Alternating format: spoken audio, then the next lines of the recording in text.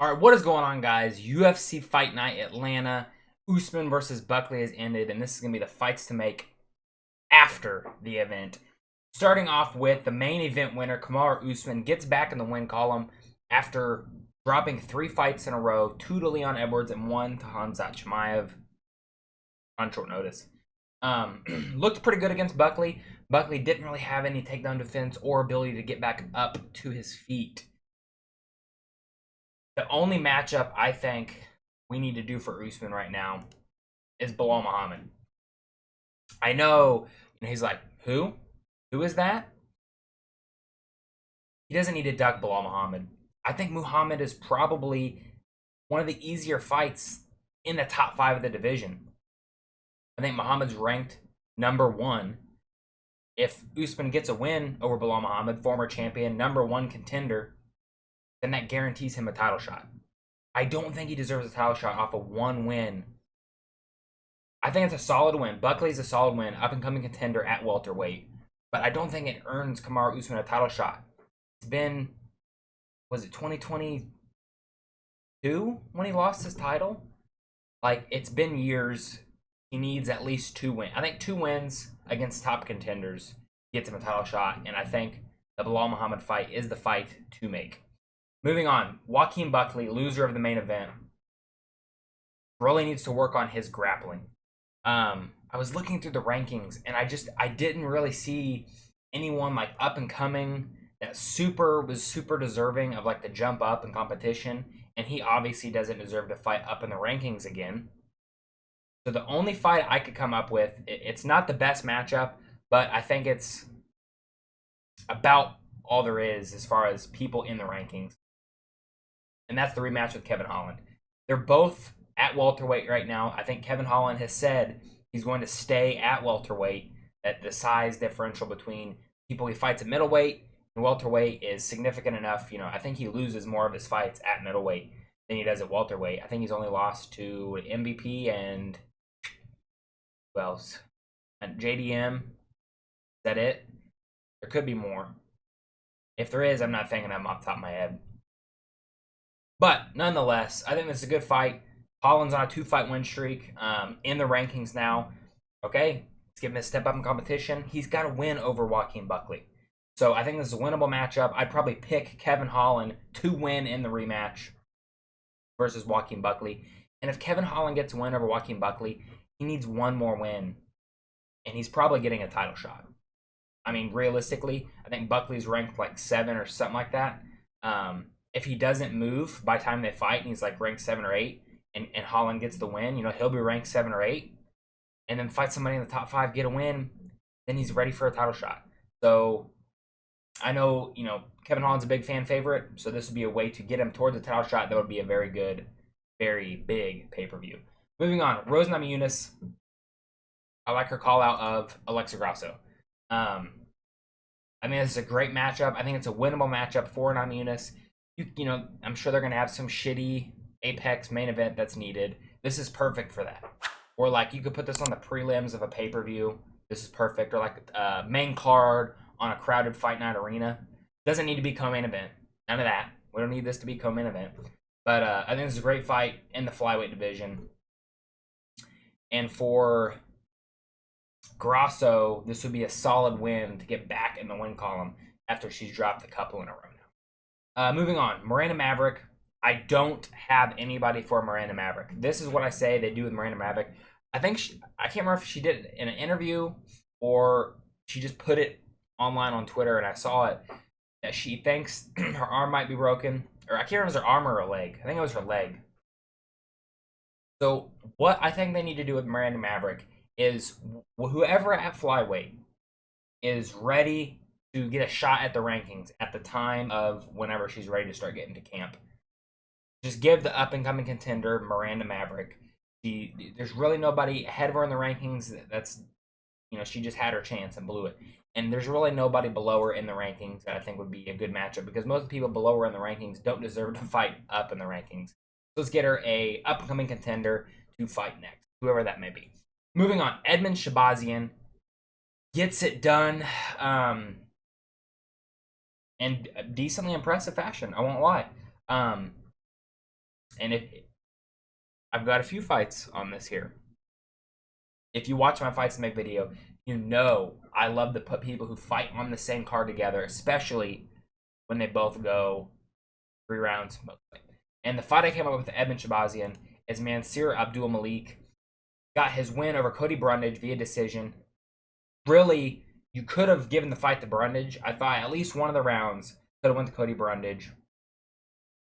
This would be a good fight in the men's middleweight division. I think you could do both of these guys fight each other, and then the winner gets a ranked opponent next. Honestly, Shabazian's a decent win for Malik. If he could get the win over Evan Shabazian, that would almost pretty much, middleweight division isn't super stacked, so I think that could be a way to him get shot at someone in the rankings, and for Evan Shabazian to try to get back in the rankings, because at one point he was a ranked middleweight. Moving up or down the card, Malcolm Wallmaker gets a very good first round KO over Chris Montino. Looked great in the fight. Didn't really have too much adversity, which I think his next opponent would definitely push him very well, and that would be Hani Barcelos. He just got the win over Cody Garbrandt. I know we call that Rob Font, but I really want to see the Rob Font Sean O'Malley fight. I would rather see that matchup. If Barcelos can get a win over Malcolm Wallmaker, give him his top 15 opponent. I agree 100%. And then if Malcolm Wallmaker can get a win over Hani Barcelos, give him a top 15 opponent. Winner of this fight gets a top 15 opponent in their next fight. They both went, Barcelos went through a 3-round fight. Wallmaker got a quick knockout, but that's the only thing that's kind of like on this matchup is, will Barcelos be able to do, because Wallmaker likes to fight a lot. So will he be able to do a quick-ish turnaround? I think, if they do 3 months from now, I think that's going to take that much damage, Barcelos. And he's a little older, so this would be a very solid test for Malcolm Wallmaker. This would definitely test his grappling more than anyone has so far. Really, really good matchup in the men's bantamweight division. Moving on. Alonzo Menifield gets it done versus Omar Sy. I didn't think he was going to be able to do it. I thought Sy would be able to use his grappling and his wrestling. Shit the bed. Couldn't do it. So for Menifield, we're going to give him a step up in the rankings, in competition, versus Volkan Ozdemir. They haven't fought before. I think this is a great matchup. I know Menifield's kind of older. I think Ozdemir is as well. But this would be kind of feeding up fresh, not really fresh, contenders up the light heavyweight rankings. I know Menifield, I don't think he's been higher than maybe like 10 or 12. I could be wrong. But I think that's about where Volkan Ozdemir is at right now. But then this would be a great, fun matchup in the light heavyweight division. They both come out to fight. They both come out to bang. Pause. So yeah, I think it would be a fun fight. Moving on, Michael Chiesa gets it done over Court McGee. A very boring fight. I looked through the active welterweights in the UFC. I had absolutely no clue who to give him. Then it hit me. We'll just give him Phil Rowe. They both don't fight super often. They both went pretty much the entirely 3 rounds. Rowe obviously didn't go the full 3 rounds. But I mean, if Michael Chiesa, Phil Rowe's not super young. He's not super old. I think he's like 34, 35 years old, and Chiesa's like 38. So it's still kind of an older-ish guy. If he could get the job done, maybe get another shot at the rankings, although I think he'd get destroyed again.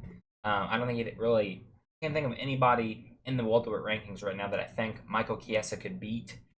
Maybe Colby Covington. He's kind of looked like shit in his last few fights, so maybe he could beat Colby. But like he said, there's no point in calling out Colby because he fights like once a year and does IRL live streams. So, yeah, I think this would be a good fight in the welterweight division. Would be a solid win for Phil Rowe to get if he could get past Michael Chiesa, and same goes for Chiesa.